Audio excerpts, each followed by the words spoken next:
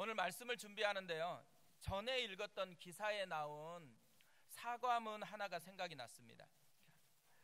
2017년 8월 23일에 올라온 사과문입니다. 일부만 인용하면 이렇습니다. 다시 한번 고개 숙여 사과드립니다. 변명의 여지가 없습니다. 저는 갑작스러운 젊은 날의 성공을 담을 그릇이 아니었고 순간 일탈로 이어졌습니다. 그 순간을 지금도 후회하고 있습니다. 봉고스 버거라고 아세요? 봉고스 버거 대표가 쓴 사과문입니다. 2012년에 20대의 젊은 나이로 창업을 했더라고요. 근데 2015년에 가맹점이 958개입니다. 청년 성공 신화의 주인공이었습니다. 근데 그가 한순간 유혹에 넘어진 것입니다. 마약이라는 유혹에 넘어져서 한순간에 비참하게 몰락을 한 것입니다.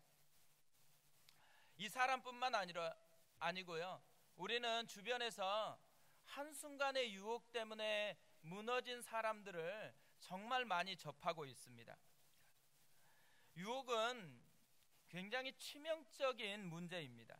뿐만 아니라 유혹은 먼 나라의 이야기가 아니에요. 우리 이야기고 또 제 자신의 이야기이기도 합니다. 유혹에 노출되지 않은 사람은 아무도 없습니다. 어제 신방하다가 들렸던 곳에 다 차에 내리면요, 사람들이 전부 다 마스크를 쓰고 있는 것입니다. 마스크 안 쓴 사람은 저하고 전도사님밖에 없더라고요. 엘리베이터를 타도 또 조그만 길을 걸어도 다 마스크를 쓰고 있거든요. 근데 그 모습을 보는데 우리가 유혹을 이 신종 코로나 바이러스처럼 대하면은 문제가 없겠다라는 생각이 들었습니다. 그러니까 조그만한 부분이어도 예민하게 그렇게 반응할 수 있다면 그러면 괜찮겠다라는 생각이 들었습니다.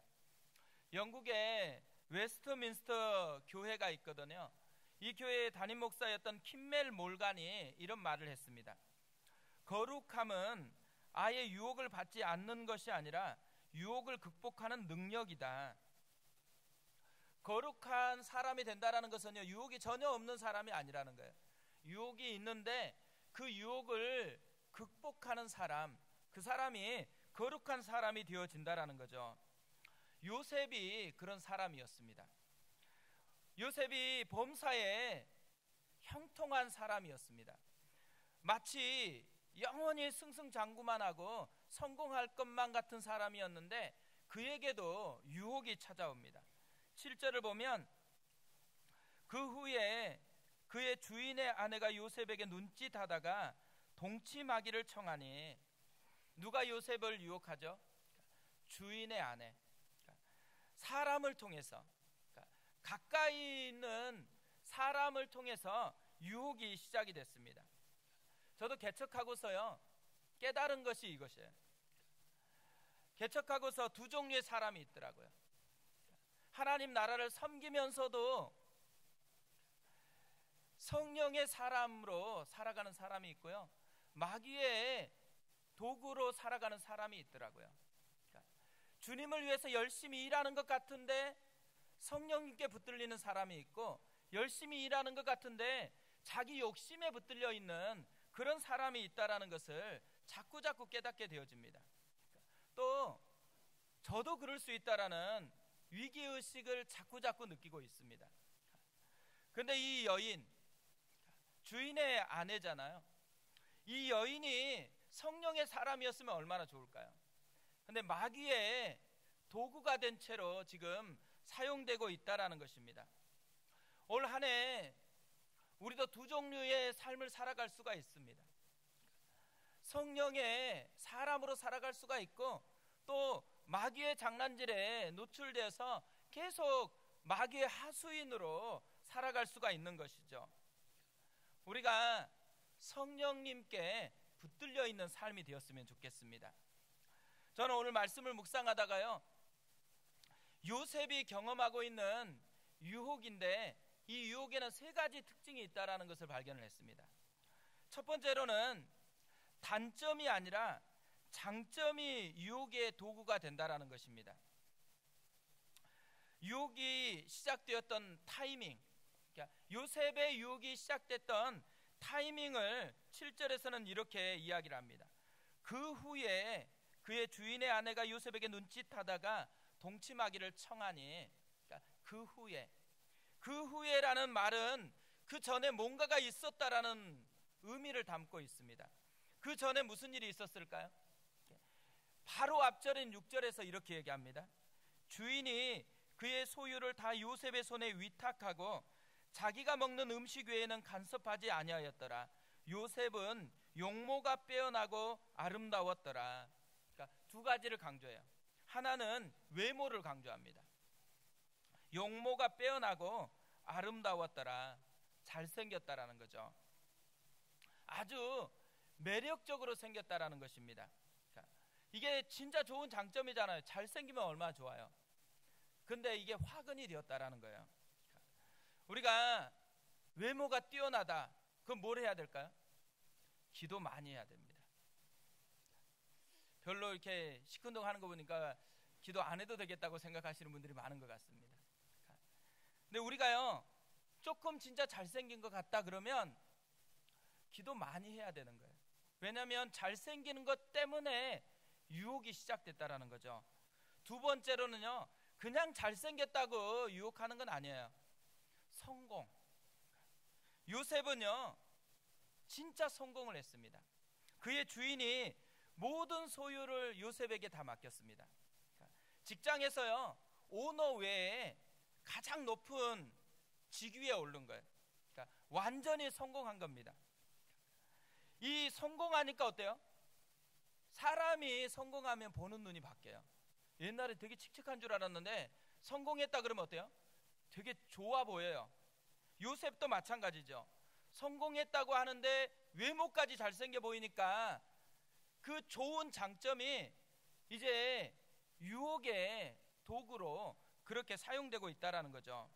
그러니까 우리도 조심해야 되는 것은요, 그러니까 약함을 조심하는 것 당연히 해야 되죠.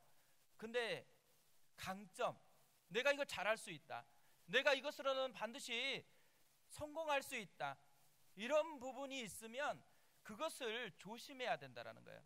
이것이 요셉이 우리에게 보여주는 첫 번째 유혹의 특징이에요. 두 번째는 집요하게 유혹한다라는 거예요. 10절을 보면 눈에 확 띄는 단어가 하나 있습니다. 여인이 날마다 요셉에게 청하였으나 요셉이 듣지 아니하여 동침하지 아니할 뿐더러 함께 있지도 아니하니라. 날마다. 여인이 거절하는데도요, 날마다 거머리처럼 딱 달라붙어서 계속해서 유혹하는 거예요. 집요함을 사랑으로 여기는 사람들이 가끔 있습니다. 근데 집요함은 사랑이 아니에요. 사랑은 세장 속에 가두는 것이 아니라 날개를 달아주는 것이다라는 말이 있거든요. 사랑은 집착해가지고 계속 붙들어 놓으려고 하는 것이 사랑이 아니에요. 오히려 건강하게 자유로울 수 있도록 도와주는 것이 건강한 사랑이라는 거죠. 그러니까 마귀의 유혹의 특징 중에 하나가 집요함이라는 거예요. 근데 이 집요함 때문에요, 천하장사였던 삼손이 무너져 버렸습니다. 집요함을 우습게 생각하면 안 된다라는 거죠. 그렇기 때문에 옛적의 믿음의 선배들이 끊임없이 불렀던 찬양이 있어요. 최후 승리를 얻기까지 주의 십자가 사랑하리, 빛난 면류관 받기까지 험한 십자가 붙들겠네. 최후 승리를 얻을 때까지, 주님 앞에 서는 그날까지 유혹은 끊이지 않아요. 유혹은 계속될 거예요. 집요하게 우리를 공략할 거예요. 그때마다 뭘 붙들어야 돼요? 주의 십자가 사랑하리, 험한 십자가 붙들겠네. 끝까지 유혹과의 싸움을 싸워야 된다라는 거죠. 세 번째로는요, 무식함이 아니라 영리하게 유혹을 해요. 11절을 보세요. 그러할 때에 요셉이 그의 일을 하러 그 집에 들어갔더니 그 집 사람들은 하나도 거기에 없었더라. 왜 그때 사람들이 하나도 없었을까요? 이 여인이 다 보낸 거죠. 왜 보냈겠어요?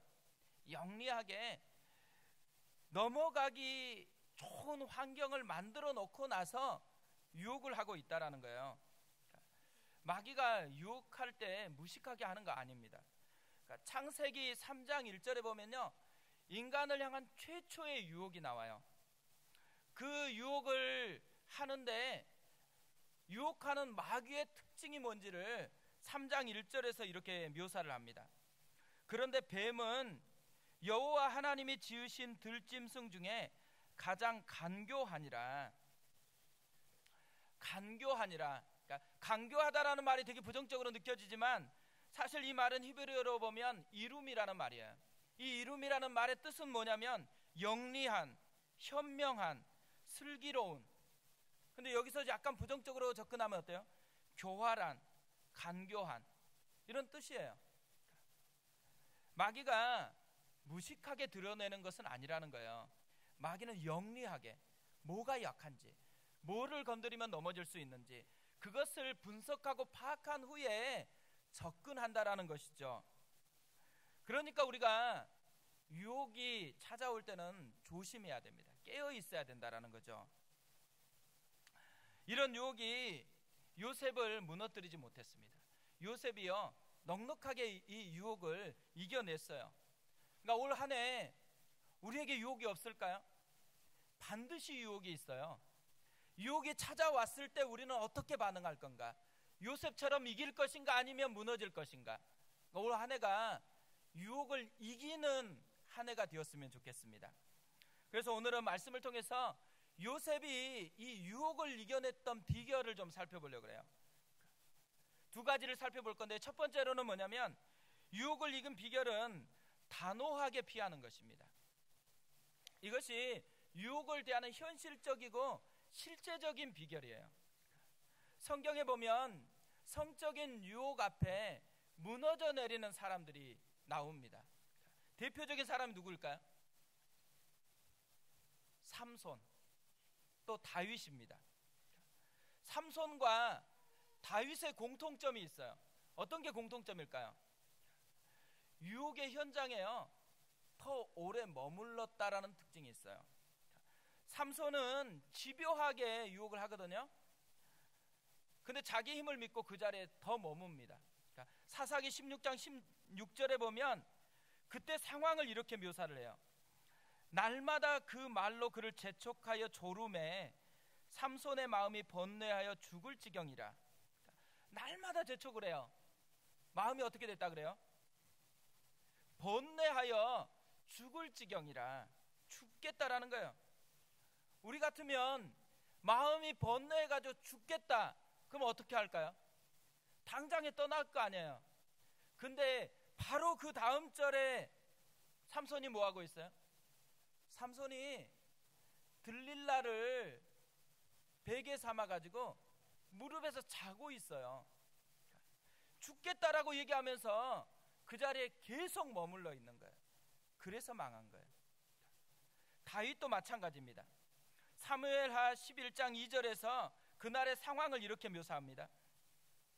저녁 때에 다윗이 그의 침상에서 일어나 왕궁 옥상에서 거닐다가 그곳을 보니 한 여인이 목욕을 하는데 심히 아름다워 보이는지라.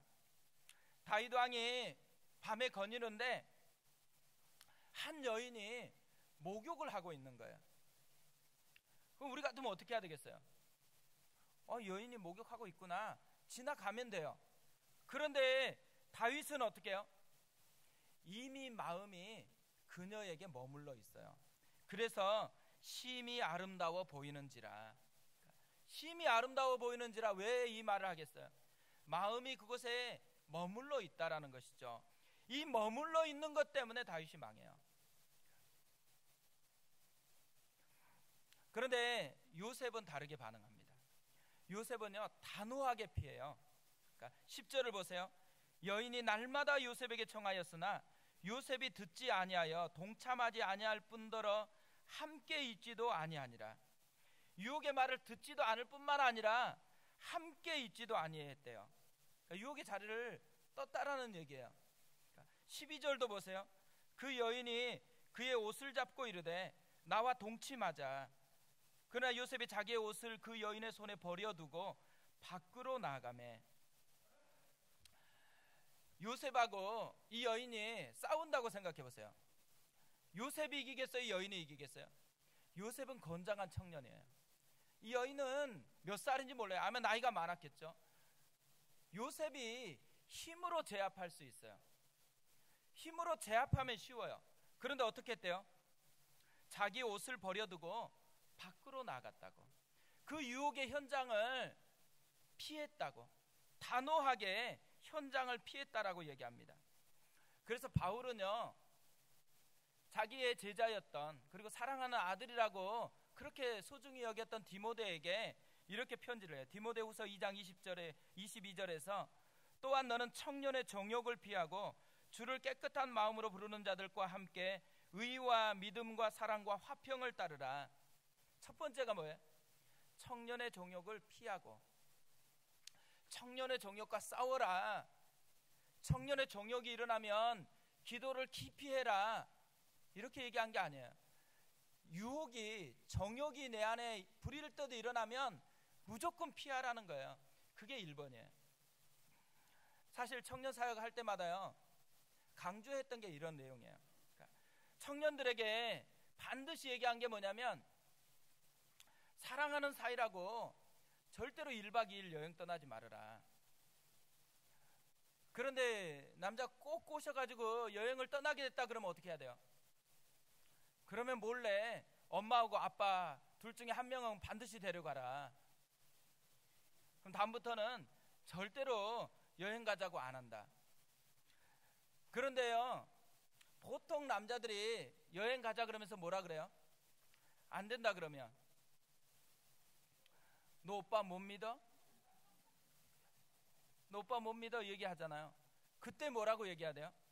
그때는 반드시 예수님의 말씀을 인용해라. 그래서 너 오빠 못 믿어 이렇게 하면 예수님의 말씀 중에 뭘 인용해야 돼요? 사탄아, 내 뒤로 물러나라. 너는 나를 넘어지게 하는 자로다. 예수님께서 이 말씀을 베드로에게 했어요. 그러니까 악한 사람에게 한 게 아니에요. 자기가 진짜 소중히 여기는 제자에게 이 말을 한 거예요. 왜 하겠어요? 사랑하니까.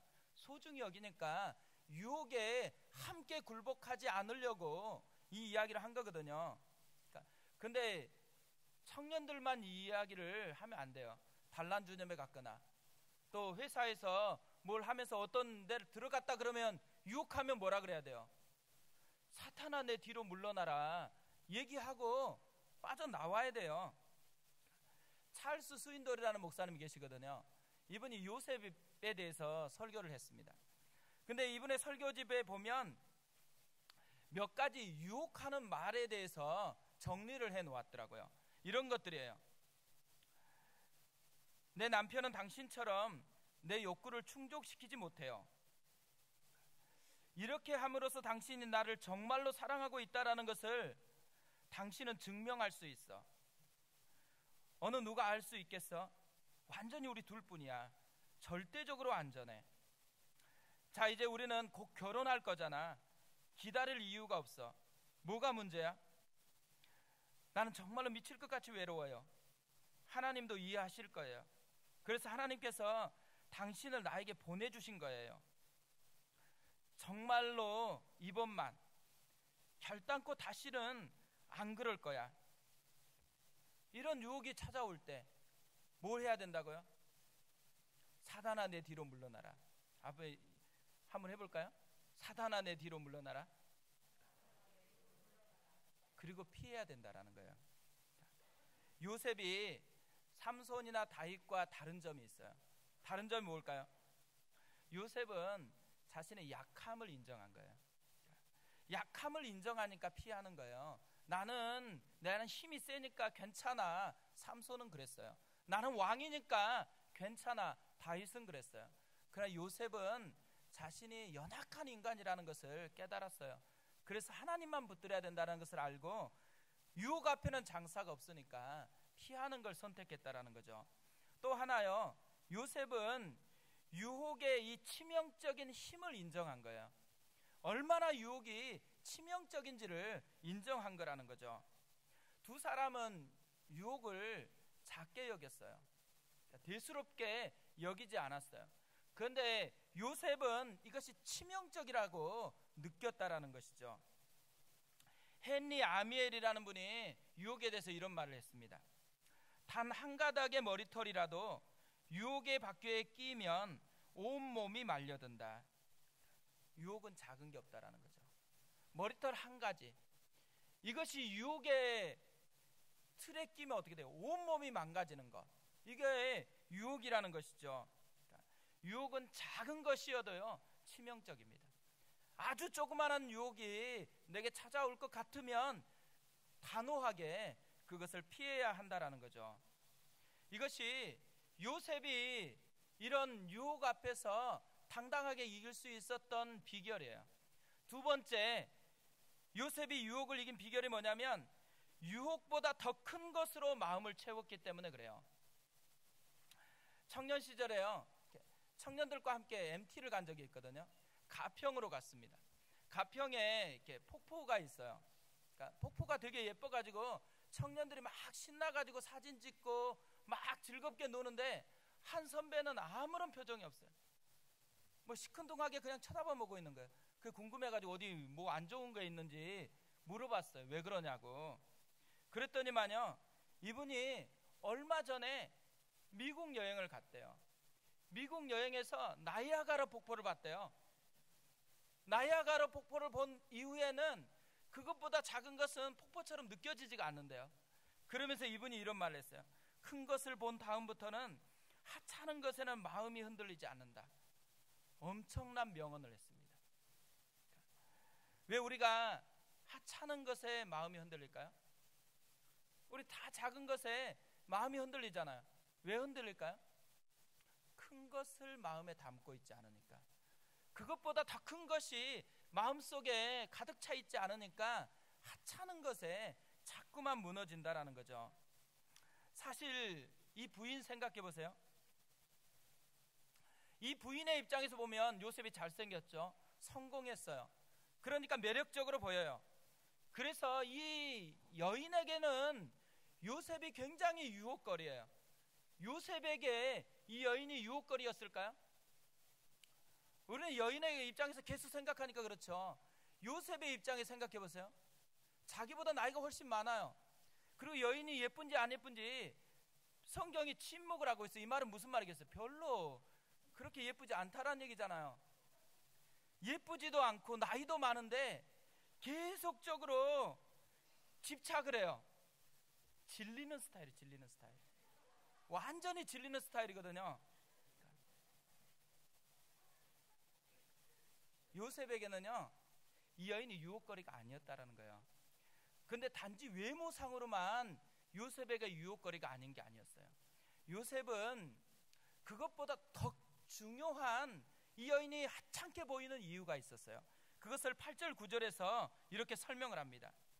요셉이 거절하며 자기 주인의 아내에게 이르되 내 주인이 집안의 모든 소유를 간섭하지 아니하고 다 내 손에 위탁하였으니 이 집에는 나보다 큰 이가 없으며 주인이 아무것도 내게 금하지 아니하였어도 금한 것은 당신뿐이니 당신은 그의 아내임이라. 그런즉 내가 어찌 이 큰 악을 행하여 하나님께 죄를 지으리이까. 요셉의 말을 보면요, 두 가지를 강조하고 있는 것을 알게 돼요. 하나는 뭐냐면 주인, 그리고 또 하나는 하나님이에요. 근데 이 두 가지를 살펴보면 뭘 알 수 있냐면요, 요셉의 마음에는 이미 가득한 게 있다라는 거예요. 뭘로 가득할까요? 주인에 대한 감사. 그러니까 주인에 대한 감사로 이미 마음이 가득해요. 그러니까 성경은요, 의도적으로 이 보디발의 아내잖아요. 보디발의 아내라고 얘기하지 않아요. 주인의 아내라고 얘기해요. 그러면서 또 뭘 얘기해요? 내 주인, 또 주인. 그러니까 주인을 3번이나 반복해서 강조를 하면서 주인이 자기에게 어떤 은혜를 끼쳤는지를 요셉의 입술을 통해서 그렇게 고백을 하고 있습니다. 노예나 다름없었던 자기에게 진짜 은혜를 베풀어 준 주인이다라는 이 감사가요, 요셉의 마음에 가득한 거예요.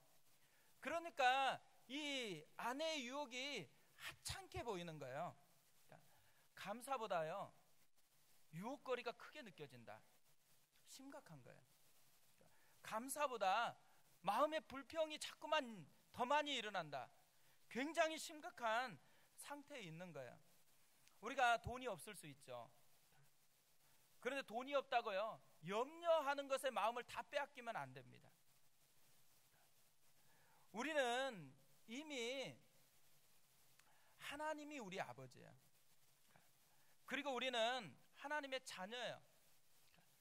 하나님의 아버지됨을 그때에 누려야 되는 거예요.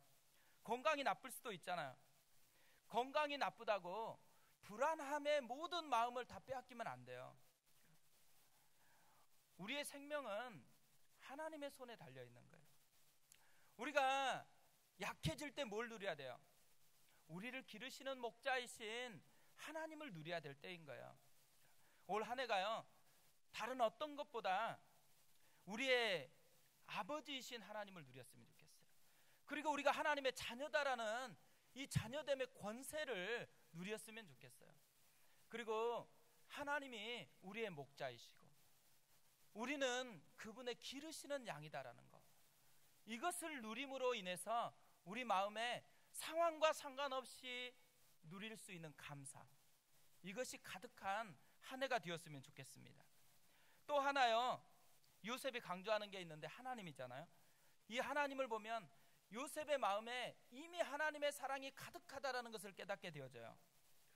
요셉은 주인에 대한 감사를 이야기한 후에 곧바로 어찌 이 큰 악을 행하여 하나님께 죄를 지으리까, 이렇게 얘기합니다. 이 말을 보면 요셉이 지금 사람 앞에서 자신을 생각하는 게 아니라는 거예요. 하나님 앞에서 자신을 생각하고 있다라는 거죠. 이런 것을 코람데오라 그래요. 신전의식. 내가 하나님 앞에 있습니다. 이 하나님을 의식하는 삶이 요셉에게 있었다라는 거죠. 사실 요셉이 있는 상황을 생각해 보세요. 애굽이에요. 아무도 하나님을 예배하지 않아요. 아무도 하나님을 인정하지도 않아요. 하나님을 믿는다고 그렇게 뭐 칭찬하는 사람이 있는 게 아니에요.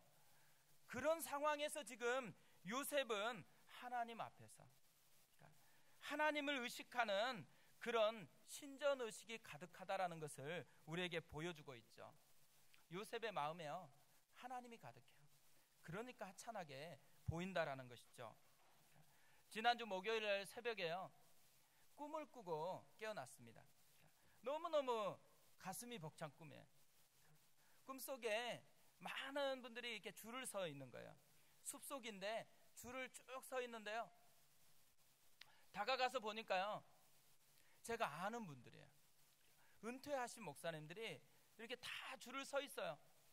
머리가 희끗희끗 백발이 되었는데 백발 그 성성함으로요 손을 불끈 쥐고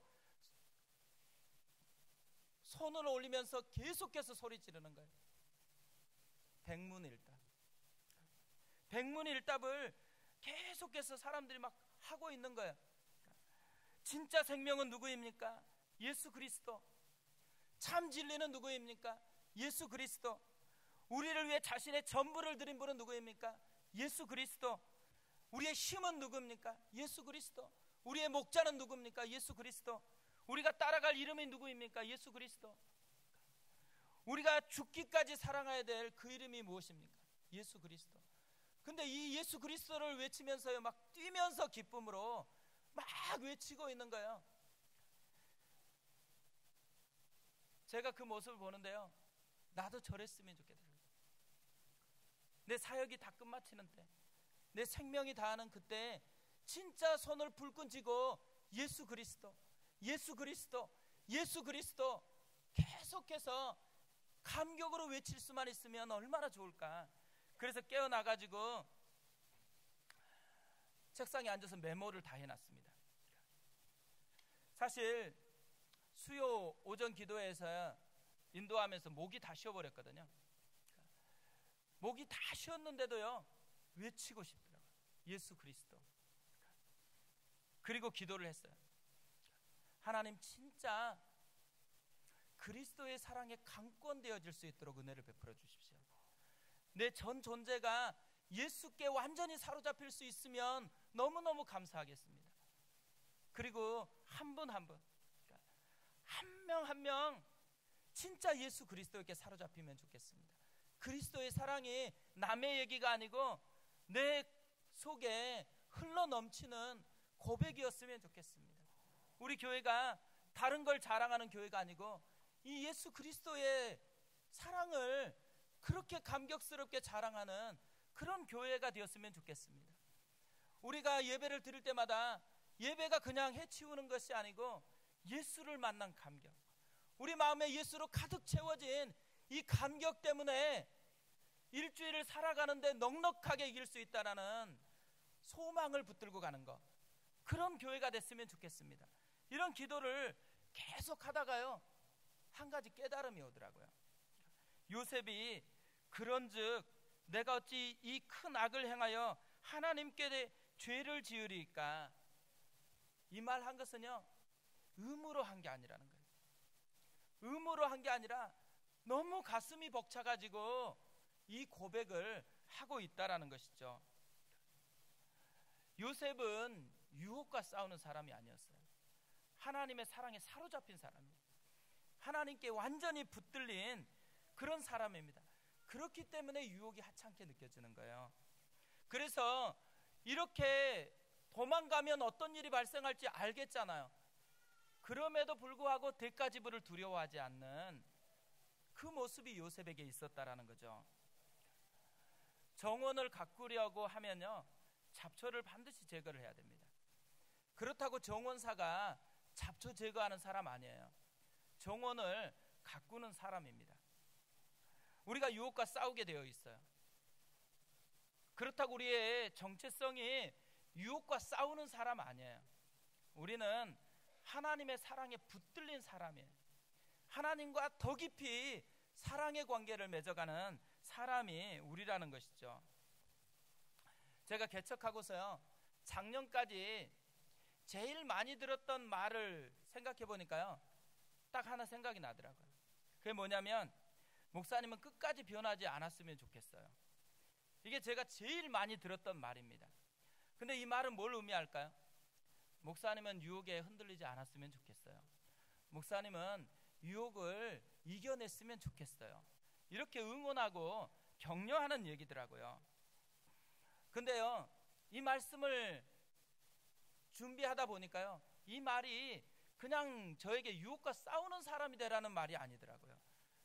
저에게 조금 더 감사하는 사람이 됐으면 좋겠다, 조금 더 하나님의 사랑에 사로잡힌 사람이 됐으면 좋겠다라는 그런 소망을 품은 말이었더라고요.